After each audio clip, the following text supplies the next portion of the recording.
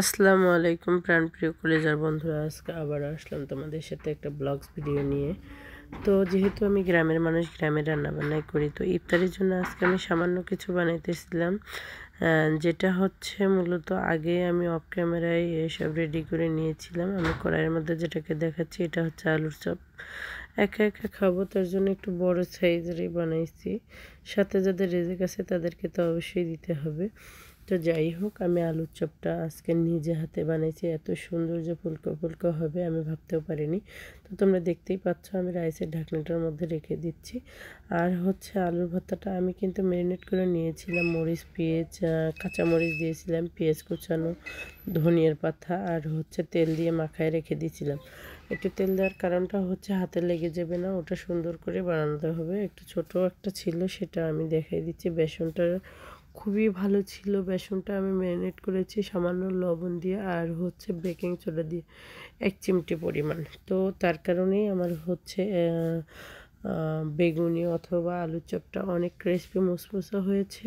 তো খাইতেও আলহামদুলিল্লাহ ভালো লাগবে। যেহেতু আমি রোজা আছি, ইফতারের সময় ট্রাই করব, তো তার জন্য। কিন্তু গ্রামে হচ্ছে একই তেলের মধ্যে যে হচ্ছে ধাওয়াগুলাতে সে পর্যায়ে আর কি আবার চলে আসলাম। হচ্ছে দেখো, আমার আসলে আলুর চপটা করা শেষ হয়ে গেছে আলহামদুলিল্লাহ। আমি এখন ওখানে একটা সিদ্ধ ডিম ছিল, গত রাতের, খাওয়া হয়নি, বাচ্চাও খায়নি, আমিও খাইনি। তো সেই ডিমটা আজকে আবার আমি ছোলার সাথে সিদ্ধ করে নিয়েছি। সেই ডিমটা একটু ফুটায় নিব, কারণ ডিম ফুটায় যদি খাওয়া যায় আমার কাছে খুব ভালো লাগে। আর এমনিতে সাদা সাদা ডিম খেতে একদমই ভালো লাগে না। তো হচ্ছে ভিডিও করতে লাগলে গ্রাম বাংলার চাল পাল থাকেই তো সাথে, তো ডিস্টার্ব হলেও কিছু করার নেই। এই জন্য আপাতত হচ্ছে কয়েকদিন থেকে চেষ্টা করতেছি একটু ভিডিওতে ভয়েস দেওয়ার। ডিমটা দেখো আমার 2 কালার হয়ে গেছে, অবিশ্বাস্য। ছোলার কালার এক পাশে ভরে গেছে আর এক পাশে সাদা আছে। তো সুন্দর করে ডিমটাও আমি ফুটিয়ে নেব, একটু হলুদ দিয়ে যেন কালার আসে। ডিমটা দেখতে এমনিতে বিচ্ছিরি দেখা যাচ্ছে, 2 কালারের মতো। তো যাই হোক, সব মিলিয়ে আমার পাতার পরিবেশটা দেখেন কত সুন্দর করে আমি একেবারে লেটা পেরে বসে রান্না করতেছি।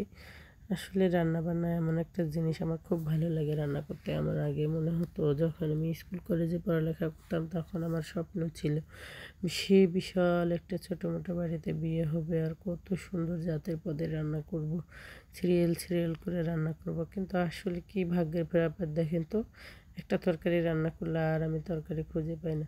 তো যাই হোক, তারপরেও যতটুকু আছি আলহামদুলিল্লাহ, শুকর আলহামদুলিল্লাহ।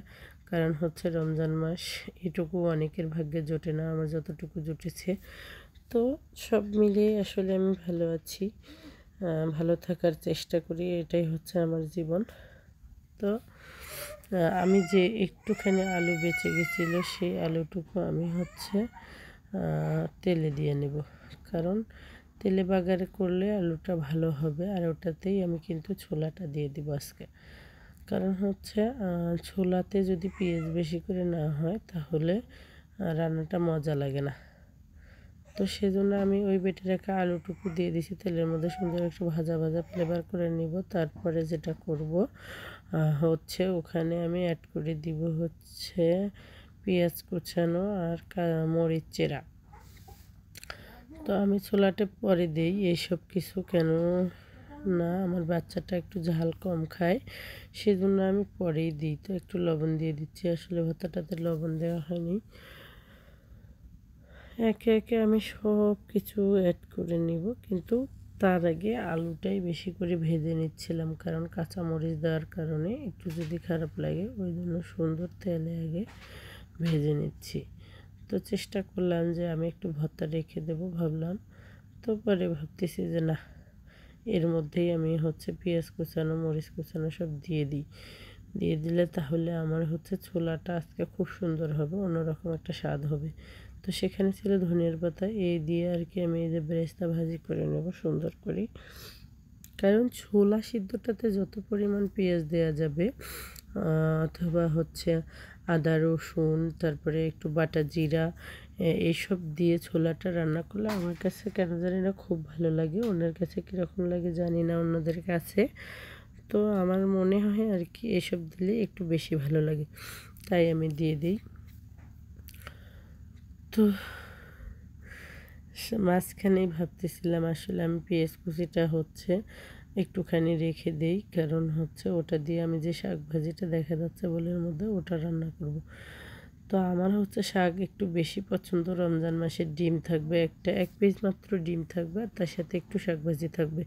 আমার কাছে মনে হয় ওটা খেলে আমার পরিতৃপ্তি আসে। তো আমি যে আদা রসুন বেটে রেখেছিলাম সেটাই আমি দিয়ে দিচ্ছি। তো একটু বাটা কম হয়েছিল রসুনটা, তো আমি ওটা দিয়ে দিচ্ছি। ওটা দিয়ে ইচ্ছা মতো একটু কষাই নিব। তো এই যে আমার বিখ্যাত বাটনা ঘষাটা আমার কাছে খুব ভালো লাগে, কারণ হচ্ছে আমাকে আলাদা করে কোনো ঘরে যেয়ে রুমে যেয়ে ইচ্ছে তারে যাতাযাতি করে পাটায় বাটতে হয় না। তো এটা আর কি আমার হাসি পায়, আমার বাটনা দেখে অনেকে অনেক কথা বলে, মিহি হয় না, এই হয় না, সে হয় না। আমার মনে হয় যে না, আমি যেরকম সেরকমই হচ্ছে আমার সব কিছু। আমি চেষ্টা করি অনেক নর্মাল শিক্ষণীয় ভিডিও দেওয়ার, কেননা যদি জমিদারের হালে কিছু করতে চাই আমার সেটা থাকতে হবে, সেরকমই করতে হবে। তো আমি চাই না আমি মধ্যবিত্ত ঘর থেকে ওরকম কিছু দেখাই। তো আমার আর কি যেটা মনে হয়, যে কমফোর্ট মনে হয়, যে অল্প কিছুতেই আমি ন্যাচারালভাবে যেটা করি সেটাই আমি তুলে ধরার চেষ্টা করি। তো আমি এই যে দেখো আলু ভর্তাটাও কিন্তু ওর মধ্যে দিয়ে দিয়েছিলাম, আর পেঁয়াজ কুচি, তারপরে আদা রসুন বাটা সব দিয়ে ইচ্ছা মতো আমি এটা কষাই নিচ্ছি। তো আমি এই যে রাইসের ঢাকনার মধ্যে যে খাবারগুলো রেখে দিয়েছিলাম তোমরা দেখতেই পাচ্ছ, তো সেটা দিয়ে আমি রেখে দিলাম সুন্দর করে। আর বাইরের চুলায় রান্না করা বড় স্পেস লাগে, আর হচ্ছে আমিও তো মানুষটা বিশাল বড় জায়গাটাও লাগে। তো যাই হোক সব মিলিয়েই আমার ভালোই লাগে। ওই যে বলি আমার হচ্ছে পুরাতন কায়দায় হচ্ছে রাইস কুকারে আমি ছোলা সিদ্ধ করে নিচ্ছি, কারণ দেখা যায় কি চুলাতে সিদ্ধ করতে গেলে আমার অনেক দেরি হয়ে যাবে, সেই জন্যই আমি আর কি রাইস কুকারে ছোলাটা সিদ্ধ করে নিয়েছি।